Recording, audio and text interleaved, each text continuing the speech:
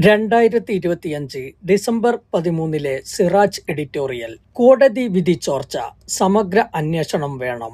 നീതിന്യായ വ്യവസ്ഥയുടെ വിശ്വാസ്യതയെ തന്നെ ചോദ്യം ചെയ്യുന്ന വാർത്തകളാണ് നടി ആക്രമിക്കപ്പെട്ട കേസിലെ കോടതി ഉത്തരവുമായി പുറത്തുവന്നുകൊണ്ടിരിക്കുന്നത്. വിധി പ്രഖ്യാപിക്കുന്നതിന് ദിവസങ്ങൾക്ക് മുമ്പേ അതിലെ വിശദാംശങ്ങൾ പുറത്തുവന്നുവെന്നതാണ് ഇതിൽ നിർണായകം. ഹൈക്കോടതി അഭിഭാഷക അസോസിയേഷൻ പ്രസിഡന്റ് അഡ്വക്കേറ്റ് യശ്വന്ത് ഷേണായിയാണ് ആരോപണവുമായി ആദ്യം രംഗത്തു വന്നത്. ഡിസംബർ 8 എറണാകുളം പ്രിൻസിപ്പൽ സെഷൻസ് കോടതി ആദ്യ വിധി പ്രസ്താവിച്ചത്. അതിലെ ഉള്ളടക്കങ്ങൾ ഡിസംബർ 2 തപാലിൽ ഒരു ഊമക്കത്ത് വഴി തനിക്കു ലഭിച്ചുവെന്നും യശ്വന്ത് ഷേണായി പറയുന്നു. ഇതു സംബന്ധിച്ച് വിശദ അന്വേഷണം ആവശ്യപ്പെട്ട് ഹൈക്കോടതി ചീഫ് ജസ്റ്റിസിന് കത്തു നൽകിയിരിക്കുകയാണ് അദ്ദേഹം. വിചാരണ കോടതി ജഡ്ജി ഹണി എം വർഗീസ് സുഹൃത്തായ ഷെർലിയെ കൊണ്ടാണ് വിധിയുടെ പകർപ്പ് തയ്യാറാക്കിയതെന്നും തുടർന്ന് കുറ്റവിമുക്തനാക്കപ്പെട്ട ദിലീപിന്റെ സുഹൃത്തും കേസിലെ പ്രതിയുമായ ശരത്തിനെ കാണിച്ച് കച്ചവടം ഉറപ്പിച്ചുവെന്നും ഊമക്കത്തിലുണ്ടത്രേ. വിജിലൻസോ പുറമെ നിന്നുള്ള മറ്റേതെങ്കിലും അന്വേഷണ ഏജൻസികളോ ആയിരിക്കണം ഇക്കാര്യം അന്വേഷിക്കേണ്ടതെന്നും ഷേണായി ആവശ്യപ്പെടുന്നു. പിന്നാലെ ചോർച്ച സ്ഥിരീകരിച്ച് ഹൈക്കോടതി മുൻ ജസ്റ്റിസ് കമാൽ പാഷയും രംഗത്തു വന്നു. കേസിലെ വിധി പ്രസ്താവം ഡിസംബർ 4 ഊമക്കത്തിലൂടെ കമാൽ പാഷയ്ക്കും ലഭിച്ചിരുന്നുവത്രേ. കത്ത് ആദ്യം അവഗണിച്ചു. എന്നാൽ കോടതി വിധി പുറത്തു വന്നപ്പോൾ ഞെട്ടിപ്പോയി. വിധി പ്രസ്താവവും കത്തിലെ ഉള്ളടക്കവും ഒന്നായിരുന്നു, കമാൽ പാഷ വെളിപ്പെടുത്തി. സംഭവത്തിൽ സമഗ്ര അന്വേഷണം വേണമെന്ന് അദ്ദേഹവും ആവശ്യപ്പെടുന്നു. തിങ്കളാഴ്ച കോടതിയിൽ വിധി പ്രസ്താവം തുടങ്ങുന്നതിന് മുമ്പേ നടൻ ദിലീപിന്റെ അനുകൂലികൾ ആഘോഷവും ലഡു വിതരണവും തുടങ്ങിയിരുന്നുവെന്ന മാധ്യമ റിപ്പോർട്ടുകളും ഇതോടു ചേർത്തു വായിക്കേണ്ടതാണ്. മലയാളത്തിലെ ജനപ്രിയ നടന്മാരിൽ പ്രമുഖനാണ് ദിലീപ്. സമൂഹത്തിലെമ്പാടും അദ്ദേഹത്തിന് ഫാൻസ് ഉണ്ട്. സാധാരണക്കാർ മാത്രമല്ല, രാഷ്ട്രീയ പ്രമുഖർ, പോലീസിലെ ഉന്നതർ, ജസ്റ്റിസുമാർ വരെ നീളുന്നു ഈ ശൃംഖല. ഈ സ്വാധീനത്തിൽ അദ്ദേഹത്തെ കേസിൽ കുറ്റവിമുക്തനാക്കാൻ ശക്തമായ സമ്മർദ്ദവും ചരടുവലിയും നടക്കുന്നതായി ആരോപണം ഉയരുകയും ചെയ്തു. ദിലീപ് നിരപരാധിയാണെന്നും അദ്ദേഹത്തെ അറസ്റ്റ് ചെയ്തത് മാധ്യമ സമ്മർദ്ദം മൂലമാണെന്നുമുള്ള പ്രസ്താവനയുമായി ഒരു പ്രമുഖ പോലീസ് ഉദ്യോഗസ്ഥ വരെ രംഗത്ത് വന്നു. ദിലീപിനെതിരെ പോലീസ് കണ്ടെത്തിയ തെളിവുകളുടെ വിശ്വാസ്യതയും ചോദ്യം ചെയ്ത് സേനയെ മൊത്തം സംശയ നിഴലിലാക്കുകയും ചെയ്തു.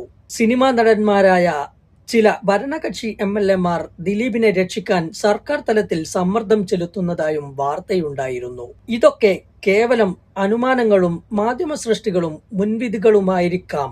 എന്നാൽ ഊഹക്കഥയല്ല അഡ്വക്കേറ്റ് യശ്വന്ത് ഷേണായിയും ജസ്റ്റിസ് കമാൽ പാഷയും വെളിപ്പെടുത്തിയ കാര്യങ്ങൾ. ജനാധിപത്യ വ്യവസ്ഥയുടെ അടിക്കല്ലും പൗരന്മാരുടെ അവസാനത്തെ അത്താണിയുമാണ് ജുഡീഷ്യറി. നിയമവും നീതിയും നടപ്പാക്കുകയും വ്യാഖ്യാനിക്കുകയും ഭരണഘടന സംരക്ഷിക്കുകയും ചെയ്യുകയെന്ന മഹത്തായ രാഷ്ട്രത്തെയും പൗരന്മാരെയും സംബന്ധിച്ചിടത്തോളം അതീവ പ്രാധാന്യമുള്ള ദൗത്യമാണ് ജുഡീഷ്യറിയിൽ അർപ്പിതമായത്. സ്വാതന്ത്ര്യവും നിഷ്പക്ഷവും സുതാര്യവുമായിരിക്കണം കോടതികളെ നിയന്ത്രിക്കുന്നവരുടെ പ്രവർത്തനങ്ങൾ. ഇതിനു വിരുദ്ധമായ ചെയ്തികളും നടപടികളുമാണ് സമീപകാലത്തായി പലപ്പോഴും കണ്ടുവരുന്നത്. നടി ആക്രമിക്കപ്പെട്ട കേസിൽ വിധി പ്രസ്താവത്തിന് ദിവസങ്ങൾ മുമ്പേ അത് പുറത്തുവന്ന സംഭവം ഇതിലൊന്നു മാത്രം. ജഡ്ജിമാർ രാഷ്ട്രീയ ബാഹ്യ സമ്മർദ്ദങ്ങൾക്ക് വഴങ്ങുന്നതുൾപ്പെടെ ജുഡീഷ്യറിയുടെ വിശ്വാസ്യത തകർക്കുന്ന സംഭവങ്ങൾ നേരത്തെയും പലപ്പോഴും പുറത്തു വന്നിട്ടുണ്ട്. കോടതി മുറികളിൽ നീതിദേവത കൈയിൽ പിടിച്ചിരിക്കുന്ന തുലാസ് കേവലമൊരു ലോഹമല്ല, നീതിയുടെ പ്രതീകമാണ്. കോടതിയിലെത്തുന്ന വാദിയുടെയും പ്രതിയുടെയും വാദങ്ങളും പ്രതിവാദങ്ങളും തെളിവുകളും വസ്തുതകളും തൂക്കി നോക്കി നീതി ഉറപ്പുവരുത്തുമെന്ന സന്ദേശമാണ് അത് നൽകുന്നത്. ഒരു സംസ്കാരത്തെ നയിക്കുന്ന സത്യസന്ധതയുടെ, നിഷ്പക്ഷതയുടെ അടയാളപ്പെടുത്തൽ. ഈ തുലാസ് നൽകുന്ന സന്ദേശം ഉൾക്കൊള്ളാനും പ്രാവർത്തികമാക്കാനും കോടതിയിലെ ഓരോ ഉദ്യോഗസ്ഥനും, വിശേഷിച്ചും ന്യായാധിപനും ബാധ്യതയുണ്ട്. തന്റെ നാവിലൂടെ പുറത്തു വരുന്നതിന് മുമ്പേ വിധിന്യായത്തിലെ പരാമർശങ്ങളും വസ്തുതകളും പുറം ലോകത്ത് എത്താതെ രഹസ്യമായി സൂക്ഷിക്കേണ്ടതുണ്ട് ന്യായാധിപൻ. നടി ആക്രമിക്കപ്പെട്ട കേസിലെ വിധി ചോർന്നതിലൂടെ സമൂഹത്തിന് ജുഡീഷ്യറിയിലുള്ള വിശ്വാസവും ചോർന്നിരിക്കുകയാണ്. പൗരന്മാർക്ക് നീതി വാങ്ങിത്തരേണ്ട ഒരു പൊതു സംവിധാനത്തിന് സംഭവിക്കുന്ന ചെറിയ ഇടർച്ച പോലും അതീവ ഗൗരവതരമായി കാണേണ്ടതുണ്ട്. പ്രതികൾ പ്രബലരും സ്വാധീനമുള്ളവരുമെങ്കിൽ വിധിപ്രസ്താവത്തെക്കുറിച്ചുള്ള വിവരം അവർക്ക് മുൻകൂട്ടി ലഭിക്കാവുന്ന സ്ഥിതിവിശേഷമാണ് നിയമലോകത്തുള്ളതെന്ന ധാരണ ഇല്ലാതാക്കണമെങ്കിൽ ഈ കേസിലെ ചോർച്ചയെക്കുറിച്ച് സമഗ്രവും സത്യസന്ധവുമായ അന്വേഷണം നടക്കുകയും കുറ്റക്കാർക്കെതിരെ കർശന നടപടി സ്വീകരിക്കുകയും വേണം. അഭിഭാഷക അസോസിയേഷൻ പ്രസിഡന്റ് ചൂണ്ടിക്കാട്ടിയതുപോലെ ആഭ്യന്തര അന്വേഷണം പോരാ, പുറത്തുനിന്നുള്ള ഏജൻസികൾ അന്വേഷിക്കണം. ചോർച്ചയ്ക്ക് പിന്നിൽ ഒരു വ്യക്തി മാത്രമാണെങ്കിലും നീതിന്യായ സംവിധാനത്തിന്റെ ഗുരുതര വീഴ്ചയായാണ് അതിനെ വിലയിരുത്തപ്പെടുന്നത്.